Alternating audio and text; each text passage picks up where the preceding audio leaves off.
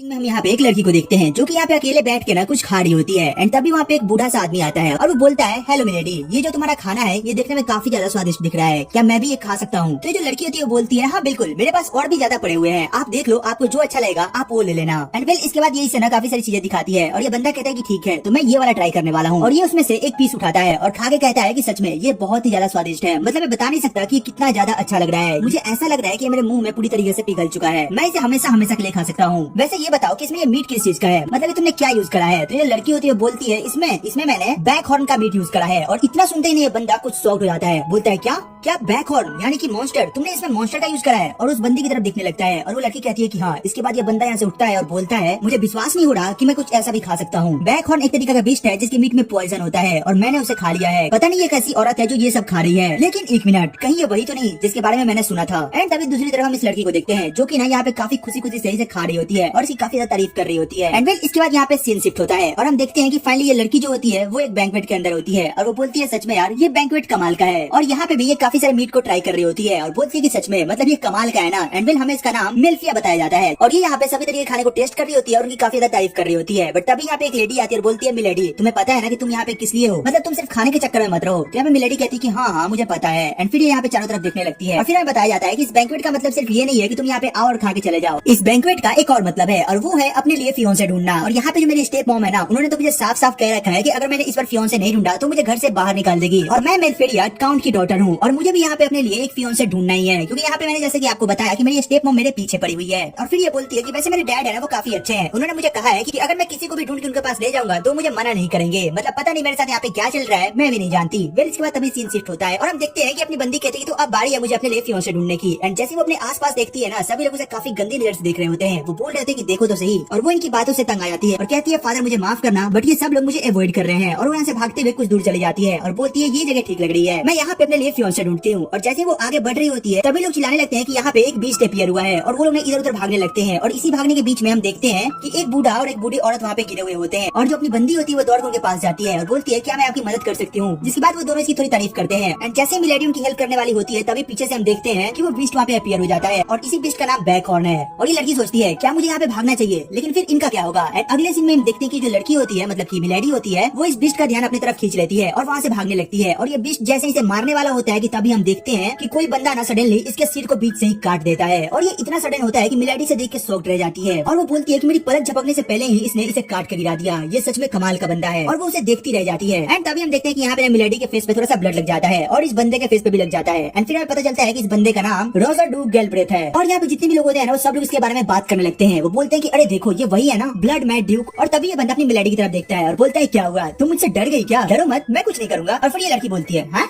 डर, मैं क्यों डर रही इससे? और मिलेडी ने भाई इसके बारे में बस यही सोची जा रही होती है कि यार ये कितना कूल है, मतलब कि लोग इसे ब्लड मैड ड्यूक बोलते हैं बट ये बंदा कितना ज्यादा अच्छा है, इसने मेरी जान बचाई है और ये देखने में भी बहुत सुंदर है। एंड सडनली ये रियलाइज करती है कि भाई इस बंदे को देखे जा रही होती है। एंड फिर ये सडनली खड़ी होती है और बोलती है, मुझे माफ करना, मेरी वजह से आपको ये सब करना पड़ा, मैं आशा करती हूँ कि आपको चोट नहीं आई होगी। तो अपना बंदा बोलता है कि तुम ठीक तो हो ना, मतलब कि तुम्हें चोट वोट तो नहीं लगी? तो ये बोलती है कि नहीं मैं बिल्कुल ठीक हूँ। और फिर ये बोलती है कि अरे यार आपके फेस पे ब्लड लगा हुआ है और वो अभी आपके मुंह में जाने वाला है, तो आपको इसे जल्दी से जल्दी साफ करना होगा। फिर ये लड़का बोलता है, लेकिन क्यों? तो बोलती है, देखो अगर बीस्ट का ब्लड आपके मुंह में चला गया ना तो काफी ज्यादा दिक्कत कर सकता है, मतलब जो बैक हॉर्न होते हैं उनके अंदर काफी ज्यादा पॉइजन होता है और वो आपके स्टोमच को खराब कर सकते हैं, आपको फीवर हो सकता है, मतलब कि बहुत कुछ हो सकता है जो कि आप सोच भी नहीं सकते। और ये बक के जा रही होती है। और फिर ये बंदा बोलता है, वैसे तुम्हें इसके बारे में इतना सब कैसे पता? और ये सुनते ये बंदी बोलती है, लगता है मैंने कुछ ज्यादा ही बोल दिया, मुझे माफ करना, मतलब मेरा ये मकसद नहीं था कि मैं आपको तंग करूं, मैं बस आपको ये बता रही थी कि आपको अपना ख्याल रखना चाहिए, मुझे माफ कीजिएगा। एंड तभी ये बंदा अपनी पैकेट से एक प्यूरिफाइड वाटर निकालता है और बोलता है, ये लो तुम इसे पी लो, मतलब इससे तुम्हें कुछ नहीं होगा। तो मिलेडी इसे थैंक यू कहती है और फिर वो बोलता है कि अरे यार तुम्हारे कपड़े भी खराब हो चुके हैं, तुम एक काम करो, तुम मेरे साथ चलो, मैं तुम्हें दूसरे कपड़े दिला देता हूँ। और वो यहाँ पे मिलेडी का हाथ पकड़ के ले जाने लगता है और सडनली मिलेडी यहाँ पे उसका हाथ छुड़ाती है और बोलती है, नहीं इसकी कोई जरूरत नहीं है, मतलब मैं इसे पानी से धो लूंगी। तो बोलता है, क्या सच में, मतलब कि तुम्हें बस यही लगता है, तुम्हें इससे कोई दिक्कत नहीं है? तो बोलती है, नहीं मुझे इससे कोई दिक्कत नहीं है, और वैसे ही मैंने पिछली बार एक बीस्ट को काटा था। और ये सुनते ही भाई इस बंदे का दिमाग हिल जाता है, बोलता है, क्या मतलब कि तुमने एक बीस्ट को काटा था? तो ये बोलती है, हाँ बिल्कुल। और फिर इसे लगता है कि ओ तेरी, मैंने इस बार फिर से ज्यादा बोल दिया। और फिर अपना बंदा बोलता है, चलो ठीक है तुम मुझे अपना नाम बताओ। तो ये बोलती है, मेरा नाम मिल्फेरिया है, मैं काउंट की बेटी हूँ। तो ये बोलता है, अच्छा तो तुम वही हो जिसके बारे में मैं उतने दिन से सुनते आ रहा हूँ। और अपना बंदा इतना क्या कहना हंसने लगता है और फिर ये बोलता है, भाई भाई मैं सोच रहा कि आखिरकार तुम्हें बिस्ट के बारे में इतना सब कैसे पता है। तुम्हें पता है तुम्हें लोग ना काफी अजीब अजीब नाम से जानते हैं। तो ये बोलती है हाँ मुझे पता है। और फिर ये लड़कियां बताती है कि इस वर्ल्ड में ना काफी सारे मैजिकल बिस्ट और प्लांट्स होते हैं जो यहाँ पे मॉन्स्टर के नाम से जाने जाते हैं, और अगर हम उनमें से किसी को भी कंज्यूम करते हैं तो वो हमें काफी ज्यादा दिक्कत दे सकते हैं, जैसे कि वोमिटिंग, स्टोमच पेन और भी बहुत सी चीजें। और इन्हीं कारण से कोई भी उन्हें खाना पसंद नहीं करता है, और क्योंकि मैं उन्हें खाती हूँ तो लोगों को ऐसा लगता है कि मैं विलेनियस हूँ। जिसके बाद अपना बंदा फिर से इससे बोलता है तो क्या तुम मॉन्स्टर में इंटरेस्टेड हो? तो ये बोलती है नहीं मैं मॉन्स्टर में इंटरेस्टेड नहीं हूँ, मैं फूड में इंटरेस्टेड हूँ। तो बोलता है क्या